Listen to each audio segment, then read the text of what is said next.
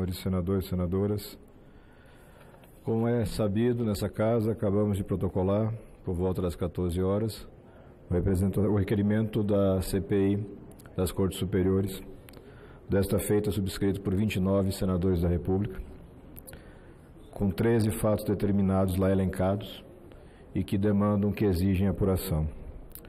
Mas eu quero voltar um passo atrás, senhor presidente, porque o cidadão brasileiro precisa desesperadamente tratar de emprego, de segurança, de saúde, de educação e de justiça.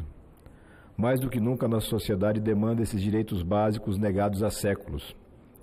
O cidadão brasileiro, senador Cid Gomes, finalmente entendeu que para ter os seus direitos garantidos é preciso mudar. Ele compreendeu finalmente que o voto é a arma mais importante numa democracia. Não são os fuzis, nem são as canetas nos gabinetes, é o voto a arma mais importante. O cidadão brasileiro mudou o executivo e o legislativo de uma forma inédita na nossa federação. Renovação na Câmara de 47%, renovação no Senado de 85%, a maior renovação da história das duas casas, e a eleição para o executivo de um presidente da República com um perfil absolutamente oposto dos seus antecessores. Agora, senhor presidente Lazier, cabe a nós, representantes, fazer com que a mudança chegue às casas onde o voto não tem interferência direta.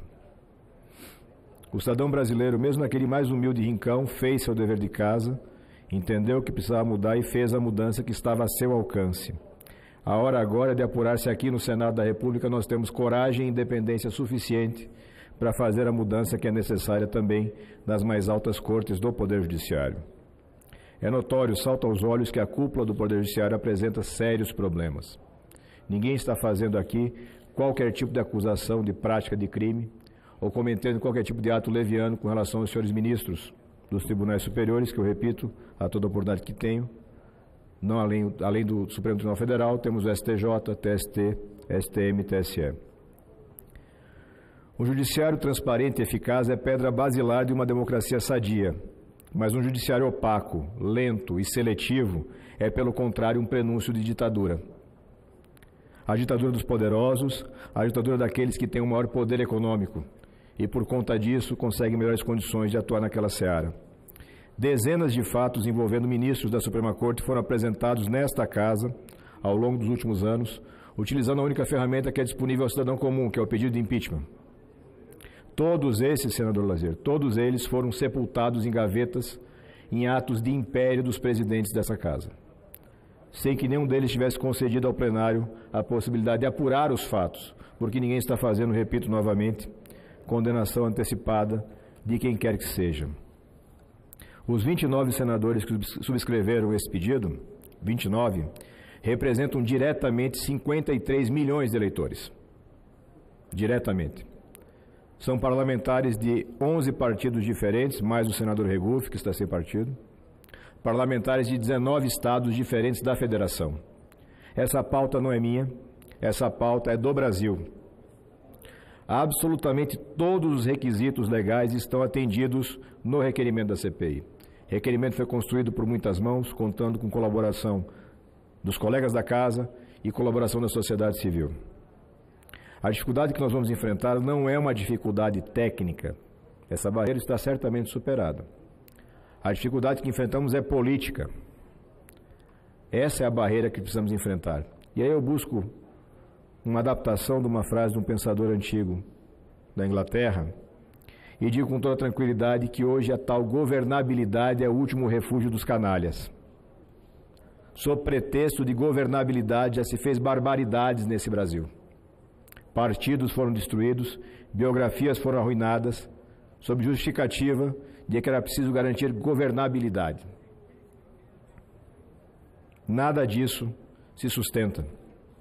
São justificativas cínicas para se fazer aquilo que se sempre fez no Brasil: manter os poderosos de sempre imunes à ação da justiça, imunes à transparência que o cidadão brasileiro tanto demanda. Como não tem capacidade e condições de explicar o inexplicável, nós elencamos, como disse, 13 fatos. O jurista Modesto Carvalhosa elencou semana passada 32 fatos, apenas com referência a um único ministro.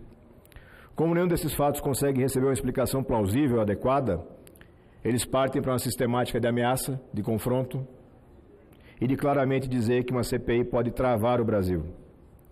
Meus senhores, minhas senhoras, o que trava o Brasil, praticamente desde o seu nascedouro, a âncora que nos prende é essa casta de privilégios, é a corrupção enraizada nas instituições, é o absoluto estado de compadrio em que vivemos.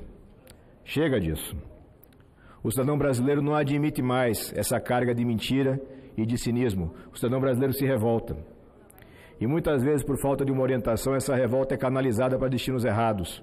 Estamos vendo nas ruas pessoas gritando contra o STF, contra o Judiciário, a favor de uma ditadura. Cabe a nós aqui no Senado canalizar essa revolta justa, verdadeira da sociedade para as vias adequadas, previstas na legislação. O legislador constituinte foi sábio ao prever para o Senado a capacidade de fazer essa interferência, mesmo diante da mais alta corte do nosso país.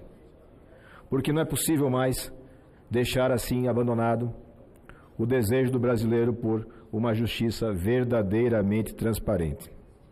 Não é legítimo falar em cassação pura e simples de ministros, não é legítimo falar em acabar com o Judiciário ou com o Supremo, não é aceitável fazer piada citando um cabo e um soldado para o fechamento da nossa mais alta corte. A democracia não aceita brincadeiras, a democracia é uma coisa séria e para mantê-la é preciso sempre atuação atenta, muito segura e muito firme de nós todos que aceitamos a incumbência, pedimos à sociedade que nos desse a incumbência de fazer valer a legislação e o desejo do nosso povo.